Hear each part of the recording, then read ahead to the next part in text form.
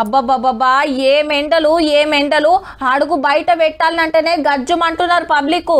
పొద్దుగాలనే సురుకులు షురూ చేస్తున్నాడు సూరన్న. ఇక పగటీలైతే ఎట్లెట్ల బయటికి వెళ్తారో చూస్తా అన్నట్టే ఉందబ్బా ఎండ.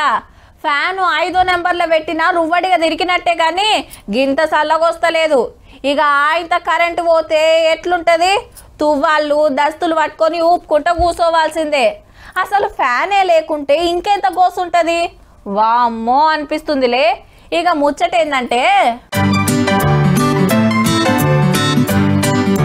ఎండాకాలం కాబట్టి కూలర్ ఫ్యాన్ కొనుక్కొచ్చుకుంటున్నారేమో అనుకునేరు, పేదలకు వంచుతాండ్రు. మేడం ఎవరో గుర్తుపట్టిండ్రు కదా, హౌ హీరోయిన్ తాప్సీ. బొంబాయి మురికివాడలు ఉండటోళ్ళ కోసానికి ఓ స్వచ్ఛంద సంఘం తరపున గీ కార్యం పెట్టుకుంది. గల్లి గల్లి తిరుక్కుంటా ఇంటింటికి ఇచ్చుకుంటా. దినమింత గర్మి పెరుగుతుండే వరకు రేకుల ఇండ్లలో ఉండేటోళ్లకు వశపడక ఆయలు పాయలైతుర్రట. గా తిప్పలు కొంత తప్పిస్తానికే ఇంటాయనతోటి కలిసి గీ సాయం 15 ఏండ్ల కింద హర్తిరథి సింగ్ అనేటాయనే శాతనైన కాడికి సాయం చేస్తుంటే తాప్సి మేడం సుత 3 ఏండ్ల కింద ఆ సంఘంలో చేరి పేదలకు ఇట్లా ఆసరైతుంది. కూలర్లే కాదు, బూట్లు బట్టలు పోరలకు పిజ్జాలు వంచుడు ఇట్లా ఎన్నో చేస్తాండ్రు.